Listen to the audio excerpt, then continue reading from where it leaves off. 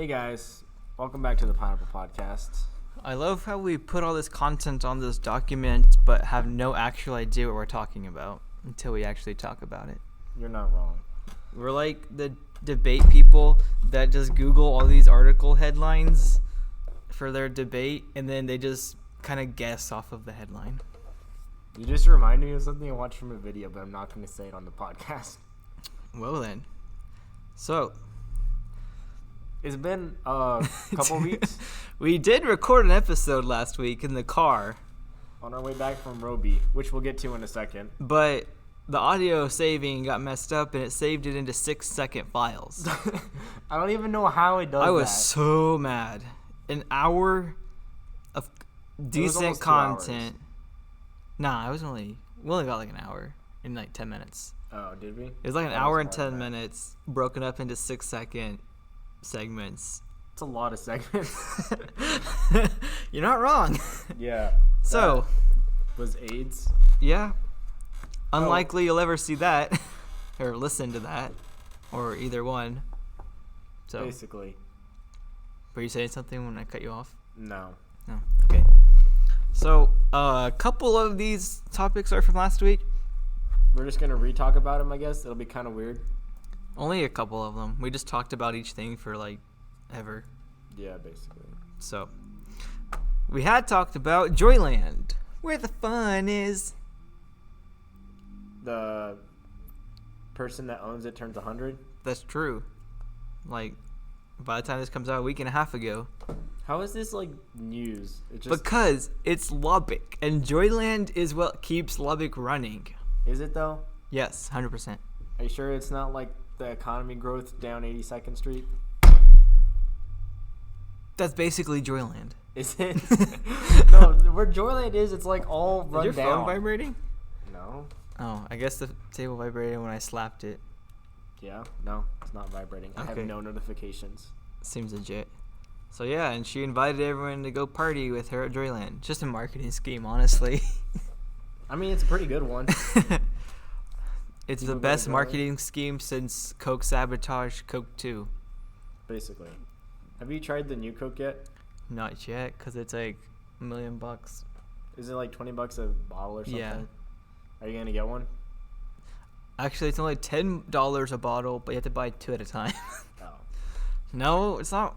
I don't think it's really worth $20. I really wanted to at first, but then I saw the price, and I was like, what? I can't just buy a 24-pack of cans? Yeah, that would have been better, but I don't know. They would have made so much more money if they just made it affordable like all the other ones. To quote you, you're not wrong.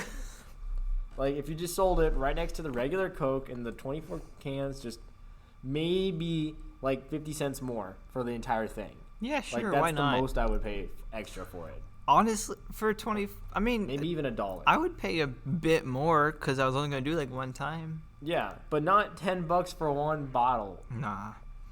That's So, insane. That's not worth it. So apparently we're talking about Coke. I mean, now we are. Now we are. What other world-breaking news do we have? NF dropped his album Friday at midnight, and it has 18 songs on it. Okay, that was like the regular amount back in like the 80s and stuff. But Yeah. nowadays you only get like 6 songs in an I album. was gonna say like 8 to.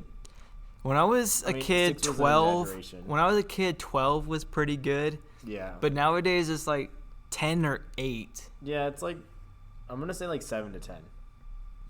Have you ever seen an album with 7? I have no idea. I don't go and count. I how feel like many it's songs. 8 or 10 is pretty common now. 12 if you're flexing. If you're flexing, But he dropped 18. it's quite a bit. That it is. It's, yeah, pretty crazy. So, You go almost listen did to 2 it. albums. Because it's awesome. Dude, he totally could have split that up into 2 albums. 9 and 9. Well, technically, one of the tracks is just him talking for 55 seconds. It's not an actual song. So, like 17 and a half songs. Okay, 17 and a half. That's still a lot. Yeah. And 4 of them are already full $1 million produced music videos. 4 of them. Wow. Yeah. So. That's a lot. And that's just before. That's not him working afterward. That's like before the album came out. That's insane. Yeah. So. How much money do people spend on music videos? It's really, really, really growing. Like, I don't know. Like, I don't know. I feel like in the last 5 years, like the music video quality has gone up a lot. You are like, completely right. Like before, He we would even see, mentions that in one of his songs. He's like, I don't know if I'm making movie productions or music videos. Because most of his music videos are these crazily produced, visually stunning, like... looks like you're watching a Marvel movie. Looks like you're watching something that's a lot of money. Yeah. It's crazy. It's crazy. So, bringing back the day of music videos from, like, MTV. Dude, I don't even know. I never watched any of the stuff from MTV. Well, I think that was before our time, Zach. It was, but I'm like, I don't really know anything about MTV, just besides, like, what it was. Well, I heard that video killed the radio star. That who? Video killed the radio star. Oh, basically. Yeah. All I know is that was on MTV. So, all right, what are we talking about for Bible this week? we're talking about our experience last Sunday when we went up to Roby Church of Christ, located in Roby, Texas, USA. You have to clarify? Is Yes. there another Texas in the world? I feel like there is. There's probably like, I bet you there's this little 2-mile, or I should say 2-kilometer town in like Japan or China named Texas, so they can import items saying made in Texas. Made in Texas. I bet you that's a thing. I'm pretty sure there's like a city. There's a USA. Yeah, USA. Yeah, there's a USA in Japan or China, one of the two, so they can say it's made or from the USA. That's funny. So I wouldn't be surprised if they try to pull that on some Japanese cowboy boots. Made in Texas. To sell cowboy It boots. has like anime on the back of it. What? It's an anime cowboy boots? print cowboy boots made in Japan, In Texas. in Texas. Japan, Texas. No, that Texas, definitely Japan. should not be a thing. Okay, what we're talking about? Small time church. That. So yeah, we went to Roby on Sunday to visit Bryce Woodison. If you don't know him, look him up. He's a pretty cool dude. Spoken word poet and graduator of AIM and SIBI Yeah, and now he's preaching in Roby. for the last couple of months. So we went down there to visit him and more or less check out the experience at this small town church. Well, which is it? What? More or less? What is what more or less? You said more or less. So which is it? You can't be lukewarm, Zach. It's gonna be more. Okay. I'm definitely gonna say more Okay. because I said more or less check out, right? Yeah. Yeah, so we're definitely doing more checking out than less. That sounds like you're checking out of church. Like you're zoning out, not there. No, You're doing more zoning out in church? No, that's definitely not what I'm saying. Raise your hand if you think that's what he's saying. Dude, okay. Dude, everyone I listening just realized- raise their hand. No, I just realized checking out could mean either like you're paying attention to something or you're zoning out. Like you're checking out like the screen, like you're looking at the screen, or you're checking out like you're just completely unfocused. Pretty It can much. be used for both. You're not wrong, to quote you. That's weird. Yeah? Okay, back on topic. So So we're doing more checking in? checking in. Checking, nope. I don't know.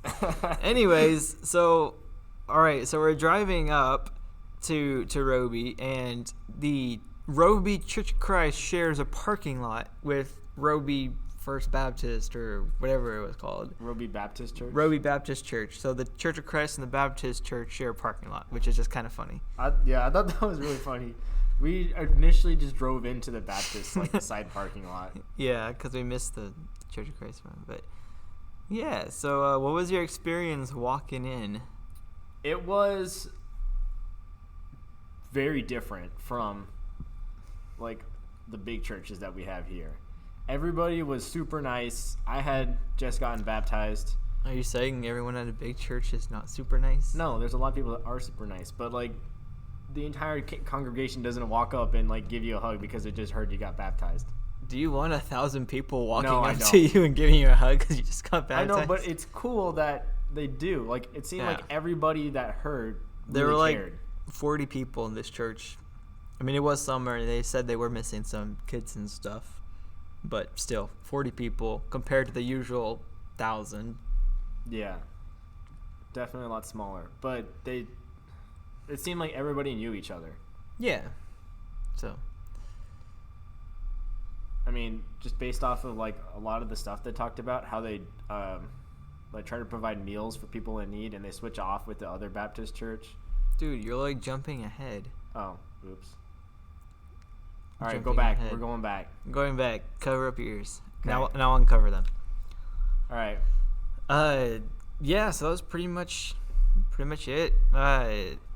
Whenever we got in, then we're talking to Bryce and his wife Amanda. Bryce was really surprised and stuff to see us, so that was cool. Also, just kind of being there and encouraging him. He said he was really cool. But then you're talking to them, getting to know them and stuff, the elders, and then they just like look at us like, hey, when do y'all want to do the opening prayer? Oh yeah, that was just pretty like funny. right off the bat. That's honestly just like made my week. Just like I talked to them for 2 minutes, just kid that nobody knew, and they're just like, hey, do the opening prayer for the congregation. Yeah. And I'm like, okay. Sure. Yeah. So now we're gonna go through kind of like the worship part. Order of worship.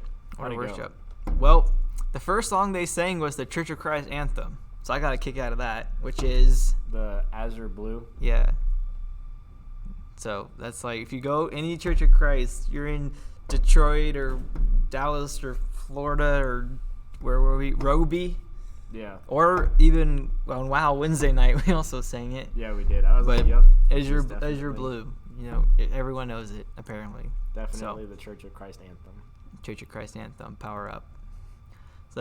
So from going from that to doing the opening prayer for this church that I had just met, it was a good start to a worship service in my opinion. Yeah. And just talking about I know we're talking about like the service and stuff, but like Yeah. the building itself was really well maintained. Like It I don't was. know how old the building is, but The inside was was nice. very modern feeling for a church. Yeah. It didn't seem like it was old or anything. It wasn't for like being a small town church. like the church my mom grew up in at her tiny town of Roscoe. That's kind of what I had pictured in my mind, like the Yeah, the same. squeaky, or even like at White River, the church at White River. You know, Yeah. they're raising money to redo the church in the Opry House, but for as long as I've known, it's been the, tiny, crammed, that one shape. Mm-hmm. And then just the creaky wooden pews that you hope don't snap on you, and just the old outdated curtains on the side, and stained glass that's like you hope doesn't shatter. Yeah, that was definitely not what it was like. Yeah. It was very modern. Like I couldn't get over the pews. the pews had cushions On the bottom and on the back. and on the back. And there was space. You could probably get a wheelchair through each pew. Probably there was quite a bit of space. Yeah. It was pretty nice. There was a lot of old-timey songs. Yeah, We didn't really, that I can remember, sing a super modern song. not that I can remember, but So most of the people there were elderly, I would say. yeah, a bit older. I mean, he did say that some of the kids and younger, because they do have like young adult nights and stuff, and I Yeah. assume that there's people for that. We didn't see that many, but I assume since Obviously, they have it yes. since they have it every month, I assume that there's people there. But yeah, it was mostly older people, probably 50 or up. Yeah, I saw one kid there.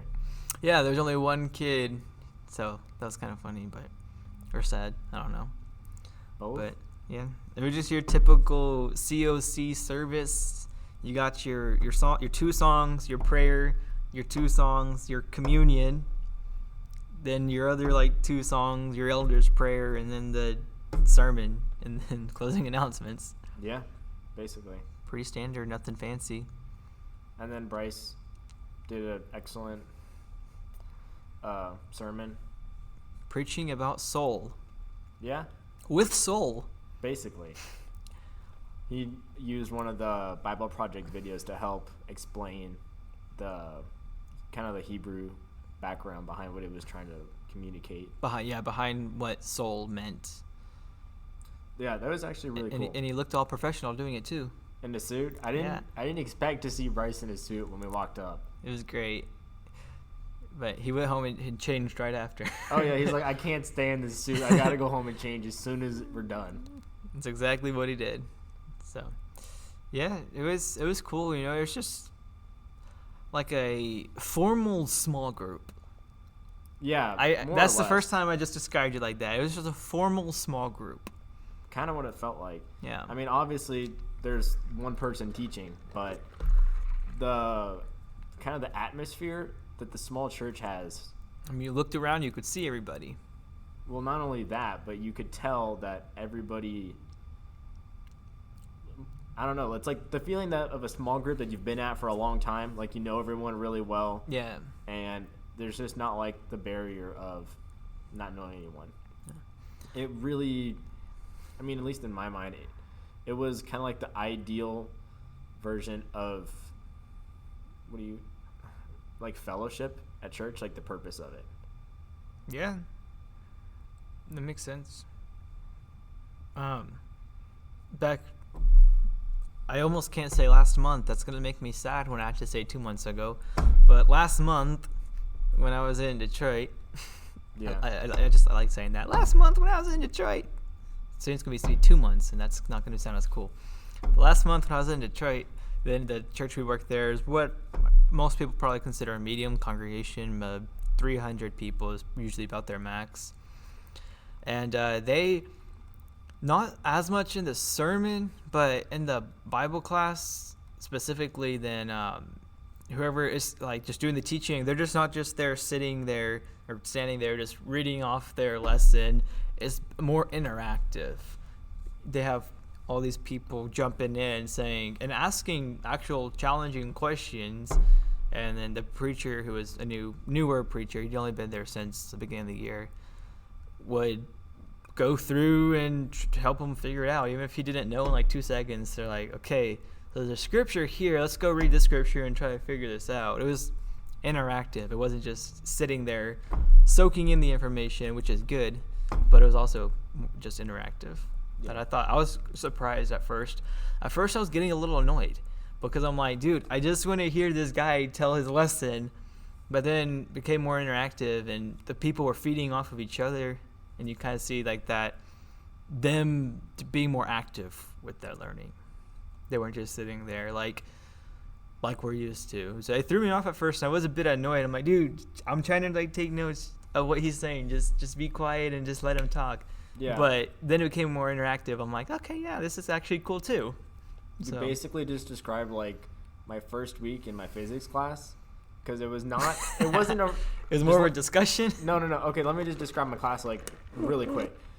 My class. Quick? Real quick. Okay. My class was not regular like teaching style. It was not you sit down and you take notes from a lecture.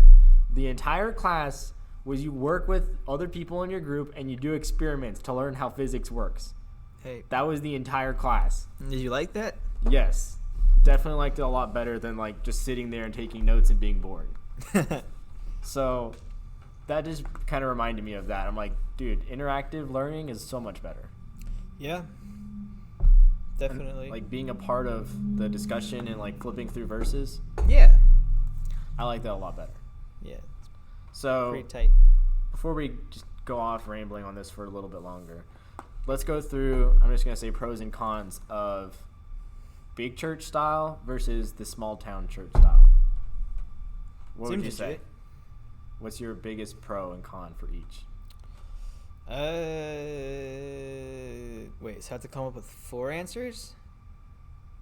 Well, okay, a pro of each, but I guess the con is the other one. The other one? Like not having the pro for the other one. Pros are good, right? Pros are good. Like my biggest pro of the small church is having tighter community with the whole thing. Yeah, and having fellowship. Like I grew up going to Trinity and I didn't know a single person in the entire congregation, and there was clearly like over 1,000 people that go there. It's a pretty big church. It's really big. But it just felt like you show up Sunday, maybe you take notes during the sermon, maybe you don't. You don't feel connected to the church at all. You just kind of like show up, listen, and then leave. It was, I don't know, I didn't like it, so. Yeah.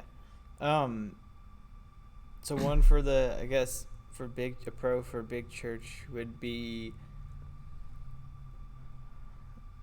I guess, I don't know. I mean, there's a couple. I'm trying to think of which ones. Like there are a lot of pros for big church. Well, okay, I guess this one is probably, yeah. One, for example, would just be funds. You can do more. You can set up full-time, you can help fund full-time mission work, teams around the world mission teams around the world that they don't have to get jobs while they're planning a church. They can just live off of support. Yeah. That's a lot harder for a small church to do. And also with a big church, you can do, I mean, we do dozens at a time, and that's not counting the actual SIBI students here. Those people are off support. The Aimers are off support, and a lot of that's from the members and from the church. Yeah. So, I mean, one thing right off the bat would just be being able to fund and help a lot more of that mission kind of thing. I mean, that's just one pro. I mean, I know it's money, but that's it. That's one. Yeah, that's just one. Huge pro. Yeah. Huge pro to a big church. You can obviously do a lot more. Like, you have to have money to be able to run these things. Yeah. What would you say a con is for a little church? And let's not just do the opposite of the pro for big church. So don't say get money. Can't get money. Con of a little church? I have an idea for one.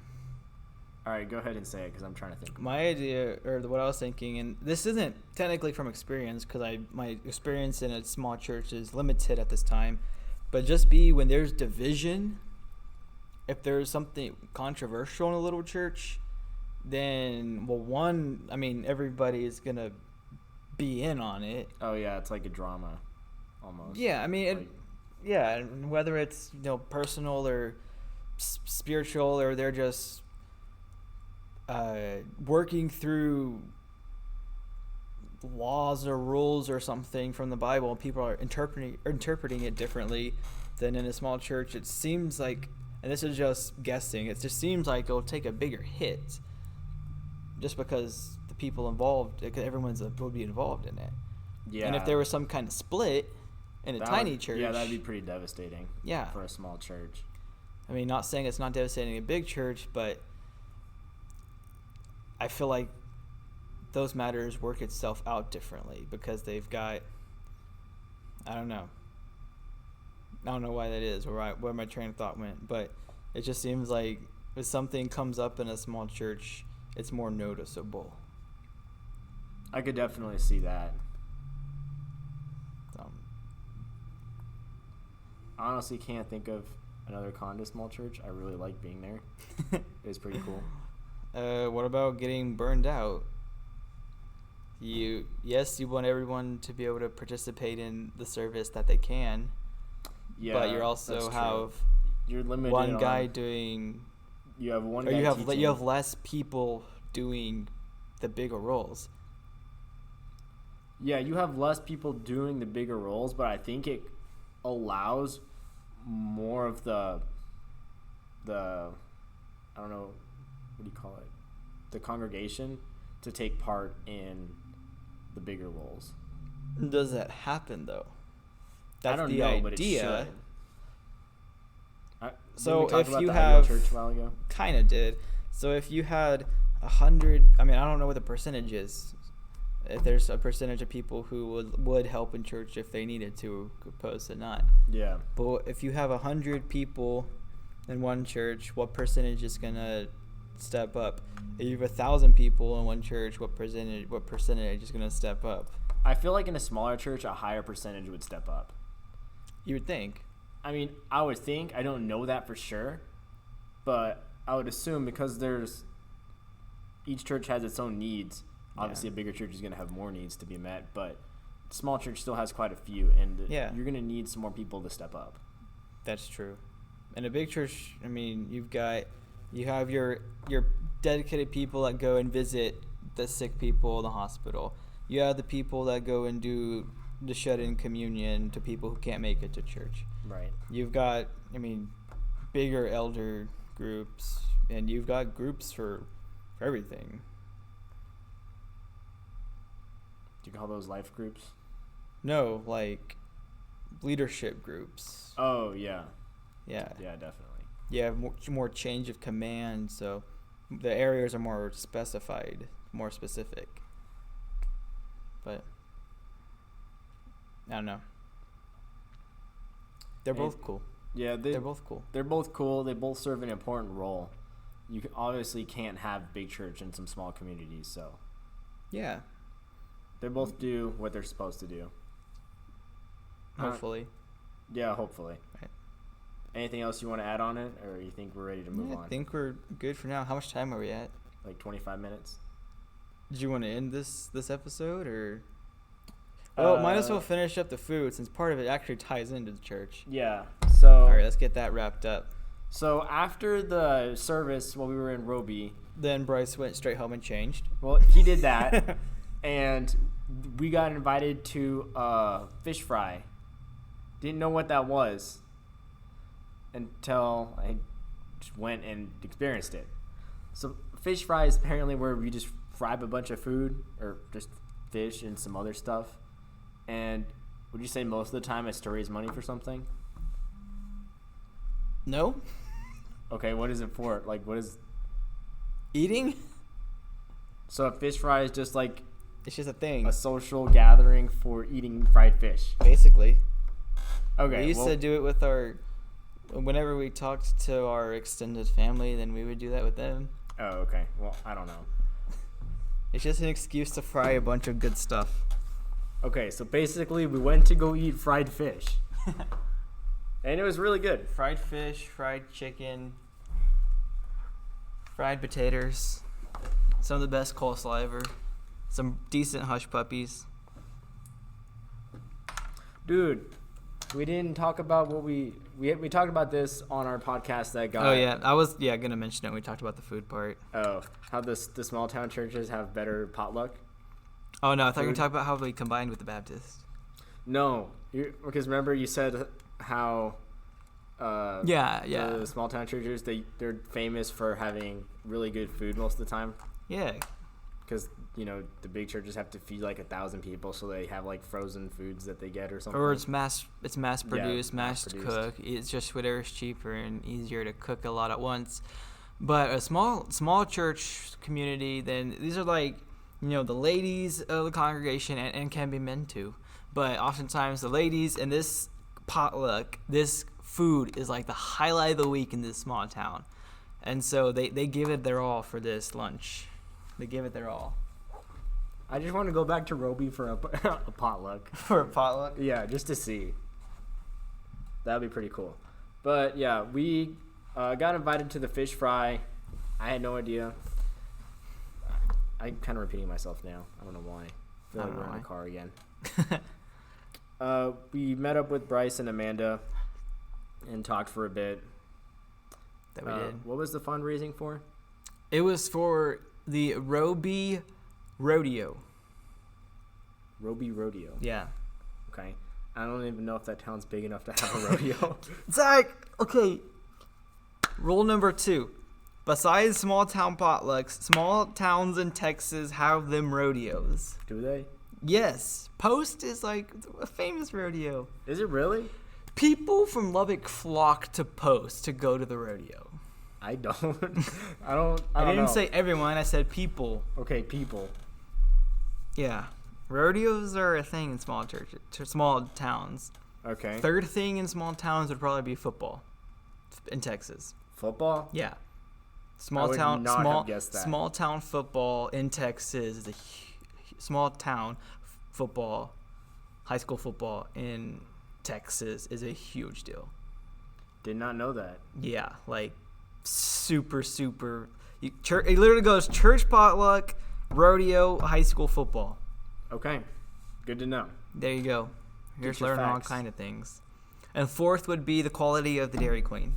Oh, Your small town that's Dairy a Queen. deciding factor on how good the town is. Yeah, all small towns have to have their classic Dairy Queen. Okay. Otherwise, you're not a small town. You're just a town. You're just a random. You're just place, a collection of atoms. You're not considered a town if you don't have a Dairy Queen, apparently. Yeah. Okay, what were we talking about? Oh, last thing for food, I guess, right? Did we wrap up the other stuff?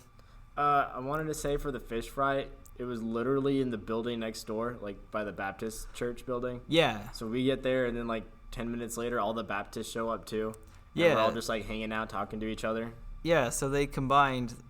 So the Church of Christ and the Baptist, not only do they share a parking lot, but they also share food after church. There's nothing wrong with that. Yeah, that's pretty cool. So, and they do every third Thursday of the week. Then the Church of Christ and the Baptist Church meet up and do like their own kind of Meals on Wheels sort of thing around the town. Yeah, I think I mentioned that earlier, but Oh, you did? I wasn't listening. pay attention. So, yeah, that was Monday's episode. Small town church. Burger King tacos. Burger King tacos. We talked about this on the podcast that'll never see the day of light, or the light of day. Just wait. It Just will. wait. It'll make it out eventually. But nah, so Burger King's trying to be like Dairy Queen or everywhere else and have tacos. Don't like that. $1 crispy taco. Yeah, we saw a big giant poster for it. Yeah, when we were doing the on our way back. podcast. Yeah, the gas station. So We were like, should we stop and get one? No. They sound like trash. well, my dad had one just for fun, and he said it was trash. So Well, there you go. he suffered for us, so we don't have to. Confirmed. Don't go and buy. Dude, almost said he Taco said Bell, he Burger said King Jack in the tacos. Box tacos are better. Okay, now you know. That's pretty bad. So people like Jack in the Box tacos though. They're a very unique taste, very distinct. No, they don't compare to any other tacos. What?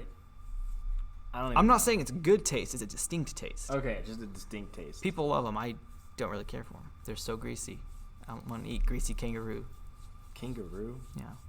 No kangaroo. I don't like kangaroo on my taco. Well, then don't go to Jack in the Box. All right. I think that's all the time we have for That this is episode. Monday. We'll catch y'all on Wednesday.